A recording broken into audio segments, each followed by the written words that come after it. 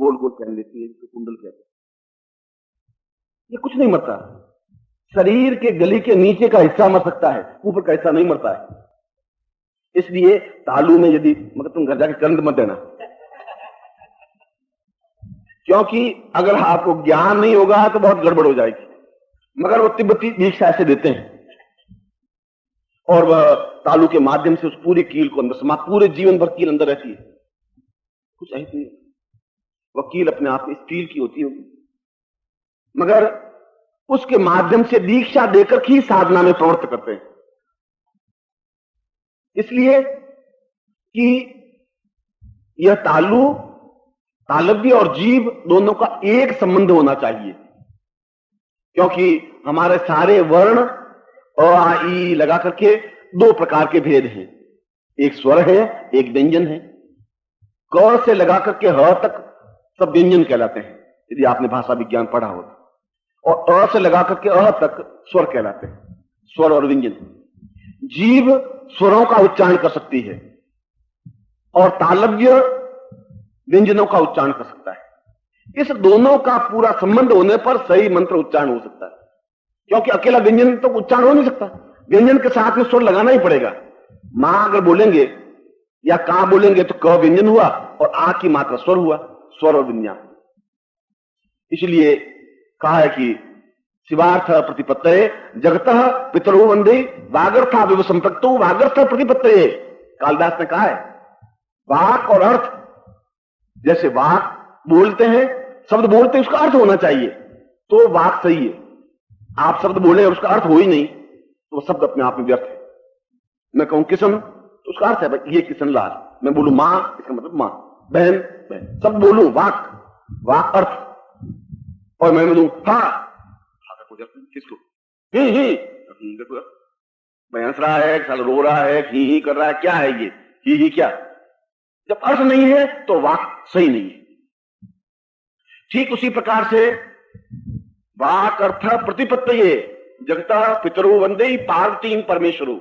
जैसे बिना पार्वती के शिव की कल्पना नहीं हो सकती, बिना शिव के पार्वती की कल्पना नहीं हो सकती, इसी प्रकार बिना अर्थ के शब्द की स्थिति नहीं हो सकती, और बिना जीव के तालव्य की स्थिति स्पष्ट नहीं होती, बिना तालव्य के जीव का उच्चारण नहीं होता।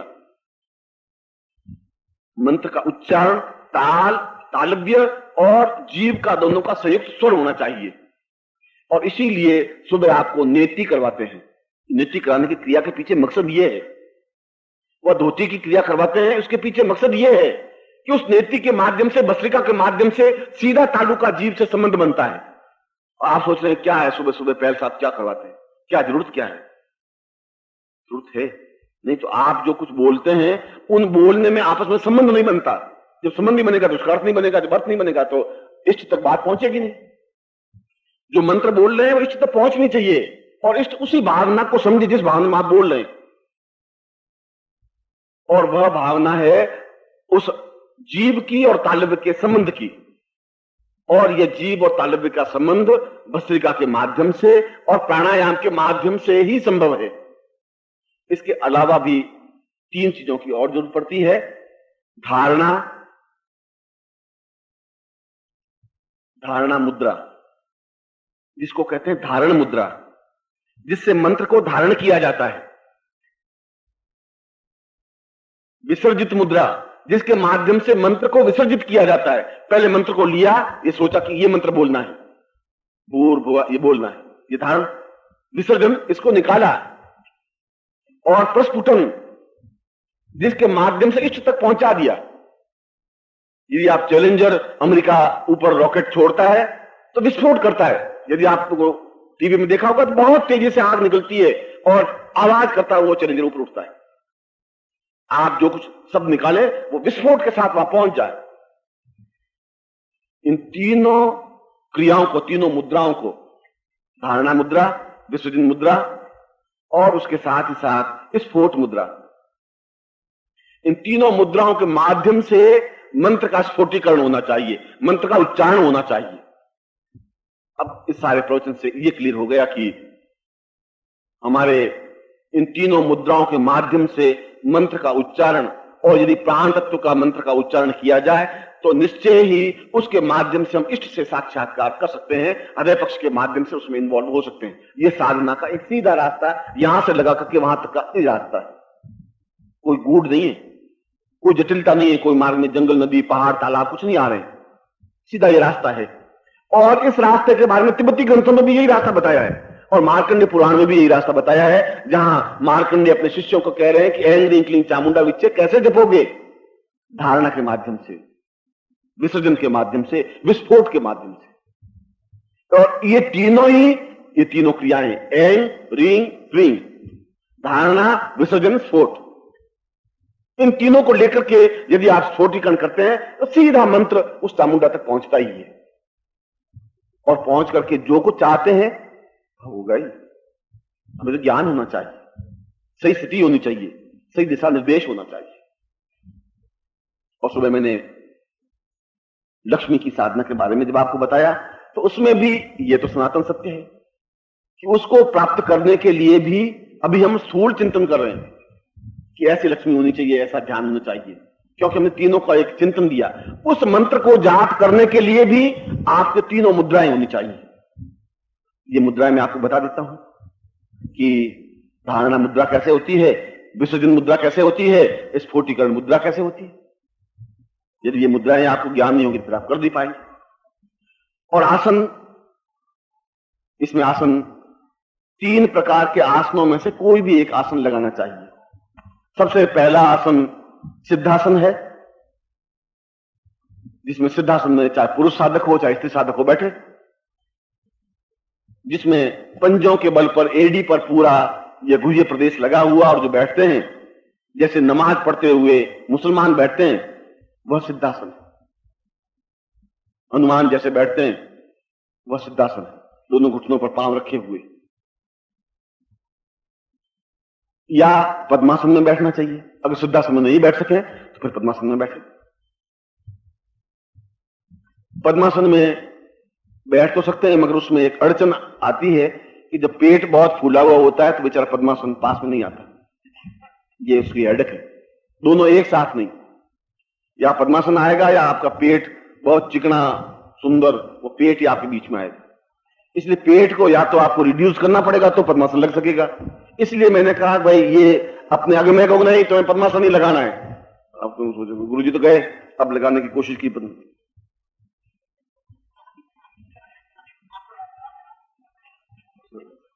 गुरुजी कोई आंटा दे देंगे, साला होगा नहीं, आंटा दे के चले जाएंगे, हमें मालूम है ये होना ही नहीं है, इसलिए ठोक दिया पद्मासन। अब पद्मासन कैसे, अब ये कर दिया तो ये तो उठे नहीं, मरे नहीं उठे। अब वो उठ गया तो उस उठने में तुमने सारी शक्ति लगा दी, अब वो कहां से उठेगा। और ये लगते ही पेट आकर के यहां खड़ा हो गया, अब वो बेचारा कुछ जगह होगी तो उठेगा। आपने 40 वर्षों तक पेट पर बड़ा मस्ती के साथ उसको फैलाया, बड़ी सेवा की है उसकी बेचारे की, और हमें तो बड़ी प्रसन्नता है।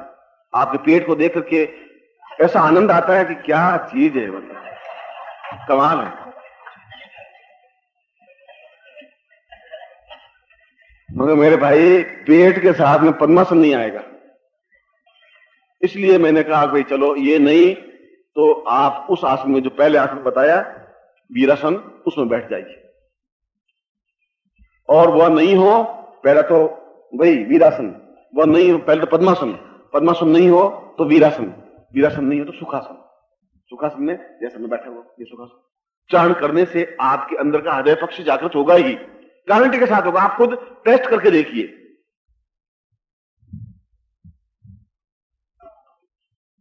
और जब हम ऐसा करते हैं तो भगवती लक्ष्मी को, जो मैंने सुबह आपको बताया कि वरदा और षोडशी, सुबह मैंने जो आपको शंख दिया है, यह शंख अपने आप में एक अद्वितीय शंख है। आपको नॉर्मल वे में शंख नहीं मिलेंगे, आप इसका मूल्य में तो समझ ही नहीं सकते।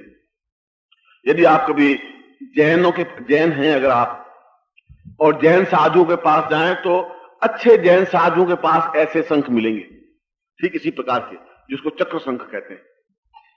वो इस शंख के माध्यम से ही पूजा करते हैं। यदि आप लामाओं के पास में जाएंगे तो केवल यही शंख उनके पास मिलेंगे। इस चक्र के माध्यम, इस चक्र शंख के माध्यम से वे पूजा करते हैं। लक्ष्मी को प्राप्त करने के लिए चक्र शंख अपने आप में एबनॉर्मल हैं, जो सामान्य रूप से प्राप्त नहीं हो सकते। विशिष्ट प्रकार के शंख को विशेष तरीके से बना करके इसका निर्माण किया जाता है, और कई स्थानों पर तो दक्षिणावर्ती शंख से भी इसका ज्यादा मूल्य और महत्व है।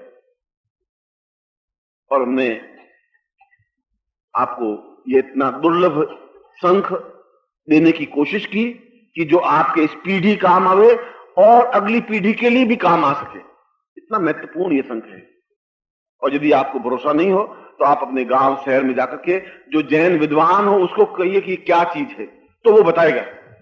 कोई जैन साधु हो उसको पूछिए क्या कितना महत्वपूर्ण है, तो कहेगा कहां से लाए। या कोई लामा, कोई तिब्बती या दलाई लामा मिल जाए, उनके सामने रखिए, और आप दलाई लामा के सामने रखेंगे तो दलाई लामा सीधे घुटनों से झुक के पहले उस शंख को प्रणाम करेंगे, आपसे परिचित हो या नहीं हो। इतना महत्व देते हैं इस शंख को। और जरूर इस शंख में कुछ बहुत बड़ी विशेषता है। मैं कभी समय मिला तो इस शंख के बारे में समझाऊंगा।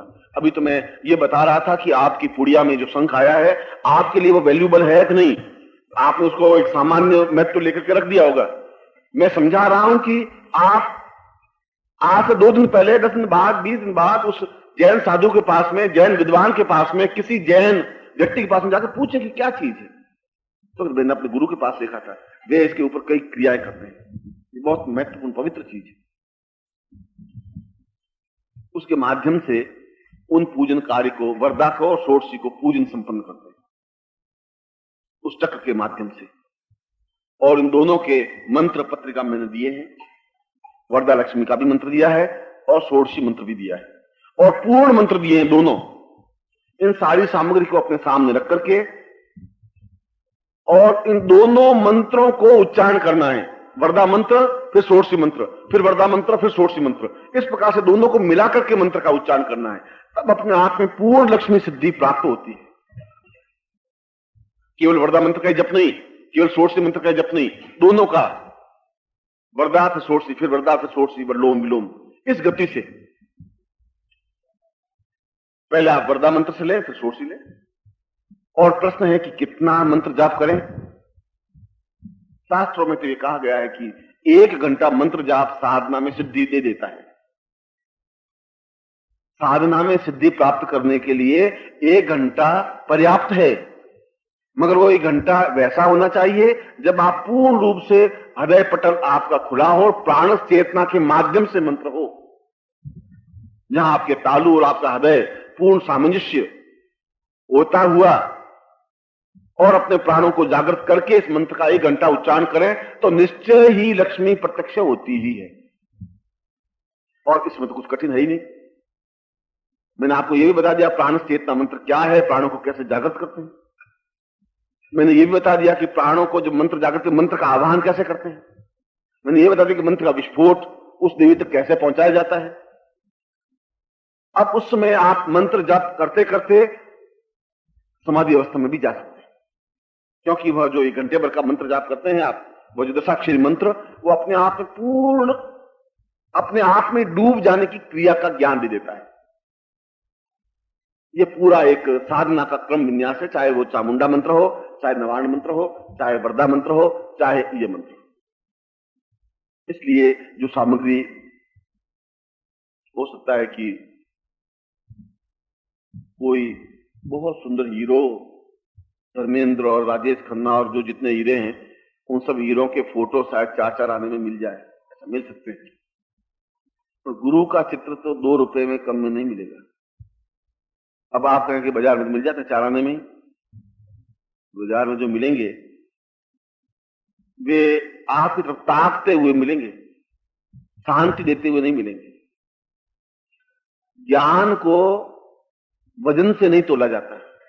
ये किताब 5 किलो की है इसलिए ज्यादा वैल्यूबल है, ये 20 पेज की है इसलिए वैल्यूबल नहीं है। 20 पेज की किताब में भी उतना बड़ा ज्ञान दिया जा सकता है जो मैंने बोला, मैंने 20 पेज में इसको लिख सकता हूं। और इसके अलावा एक लंबी चौड़ी कहानी वो 400 पेजों में लिखी जाएगी। अब आप खुद कल्पना करिए कि ये ज्ञान ज्यादा वजनदार है या वो जो कहानी किस्सों की किताब की जो 400 पेज की वो वजनदार है। जो साहित्य नष्ट हो सकता है वह साहित्य व्यर्थ है। जो साहित्य कई वर्षों से जिंदा है और कई वर्षों तक जिंदा रहेगा, आप रहे या नहीं रहे। अभी आप नहीं थे, 100 साल पहले आप थे भी नहीं, तब भी यह साहित्य जिंदा था जो मैंने मंत्र बोले। और यदि आप नहीं भी रहेंगे तब भी यह साहित्य जिंदा रहेगा।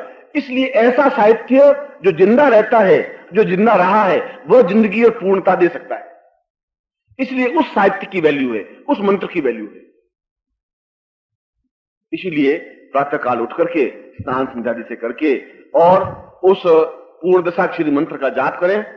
और दशाक्षरी मंत्र का जाप करके जब प्राण चेतना आपकी जागृत हो, तब आप आवाहनी मुद्रा के माध्यम से उस मंत्र को जपें और विस्फोट करें। 10 बार आवाहनी मंत्र, 10 बार विस्फोट मंत्र, और फिर उस मंत्र का जाप करें। और उस मंत्र का जाप 1 घंटे तक पूरा कर लेते हैं तो वह साधना पूर्ण मानी जाती है। इस पूरे विन्यास में आपको 1.5 घंटा लगता है या 1.25 घंटे लगते हैं। यह पूरा साधना का क्रम है। और उस साधना में वह जो सामग्री है, उस सामग्री को मैं आपके प्राणों से, फिर मैं प्राण शब्द बोल रहा हूं, आपसे नहीं। आप जब बाजार से खरीदेंगे तो आपकी देह खरीदेगी, आपका शरीर खरीदेगा। जब मैं कहूंगा तो उसको आपके प्राणों से जोड़ूंगा। ये डिफरेंस है। आप उस डिफरेंस को समझ नहीं पाएंगे। आप कहेंगे कि ये ठीक है, ये दुर्गा के चित्र तो गुरुजी 10 पैसे में मिलता है। मैं भी कहता हूं आप बिल्कुल सही है, वो 10 पैसे में मिलता है। आपकी उंगलियां, देह की उंगलियां उसको उठा लेती हैं और ला लेती हैं। ऐसे जिस चित्रकार से आप खरीदते हैं उसके यहां 5000 चित्र पड़े हैं और देवी बेचारी आती नहीं उसके घर में। और ऐसे लक्ष्मी के चित्र 2000 पड़े हैं जिसके ऊपर डोरा बांध करके बैठे रखी, उनके में लक्ष्मी नहीं आ सकती। मगर मैं उसके माध्यम से आपको प्राणों तक लक्ष्मी को पहुंचाता हूं और प्राणों को इन्वॉल्व करता हूं। इसलिए वो लक्ष्मी का चित्र 4 आने का हो सकता है, 2 साल का हो सकता है, 2 रुपए का हो सकता है, 50 रुपए का हो सकता है, और मेरी राय में तो 5 करोड़ रुपए का भी है, तब भी कम है। रुपए तो अपने आप में क्या वैल्यू रखते हैं। मैं आपके दिमाग की जो जाले हैं उनको साफ कर रहा हूं कि आपका जो चिंतन है वह चिंतन अभ्यास का है और मेरा आपसे कोई व्यक्तिगत स्वार्थ है नहीं। आपको मैं कसम देकर के बात कह रहा हूं कि जब साधना शिविर खत्म हो जाए तब अपने आसपास के किसी विद्वान से उस चक्रीसन के बारे में पूछना। तब उसकी मूल्य और महत्ता तब मालूम पड़ेगी आपको। तब एहसास करेंगे गुरुजी ने इतने कम पैसों कैसे दे दिया, क्या किया उन्होंने, उसमें आपको एहसास होगा। अब आप जाके कमरे में डाल दें, पूछे ही नहीं, समझे ही नहीं, यह तो उसके मूल्य की बात हुई। जब उसका लाभ उठाने लगेंगे तब मालूम पड़ेगा कि अबनॉर्मल है जिसको हम लाभ दे सकते हैं। यह तब हो सकता है जब आपके और मेरे प्राणों के संबंध होते हैं। नहीं प्राणों के संबंध हो तो मैं आपको नहीं कहा कि इतनी भाग दौड़ करूं। क्यों इतना ज्ञान मुझे गुड़ देने की जरूरत नहीं। मैं आपको कहता कि चलो मैं पूजन करवा देता हूं आपको, ये आप सामने रख लीजिए और मैं आपको पूजन करवा देता और कुमकुम अभी चढ़वा देता और फिर आपको तो अच्छा घर में स्थापन कर देती, मैं ऐसा कर लेता। उतने गूढ़ चिंतन में, जिस गूढ़ चिंतन में सर्दियों में रोता हुआ और सारा शरीर उस कट गया उस सर्दी शीत ऋतु में, फिर भी उस मानसरोवर के पास करीब 32-33 दिन रहा और मैं उस पूरे मंत्र को और क्रिया को समझना इसलिए चाहता था कि मैं जान लूं कि किसके माध्यम से उस इष्ट से साक्षात्कार हो सकता है। और इतनी कठिन क्रिया से सीख करके मैं आपको मंत्र दे रहा हूं, रोटियां खिला करके, पूड़ी और सब्जी खिला करके, आराम से नीचे बिछा करके, पंखा और रोशनी लगा करके फिर आपको दे रहा हूं। आप बहुत कठिनाई तकलीफ नहीं देख रहे हैं, तकलीफ मैंने देखी। इतनी आसानी से मुझे अगर ज्ञान और चिंतन मिल जाता, जो चीज बहुत आसानी से दे देते हैं उसकी वैल्यू नहीं होती। जो चीज कठिनाई से प्राप्त होती है वह वैल्यू होती है। जिस प्रेमिका के लिए हम रोज भागते थे, रोज तड़प के देखते थे और 2-2 घंटे इंतजार करते थे बगीचे में खड़े खड़े, और वो आती थी और बहुत खुश होते थे और उसके बिना रह नहीं सकते थे, ठीक उसी प्रेमिका से जब शादी होती है तो 5-7 दिन बाद उसकी तरफ ध्यान ही नहीं रहता, फिर वापिस बगीचे में जाकर दूसरे को ताकने लग जाते।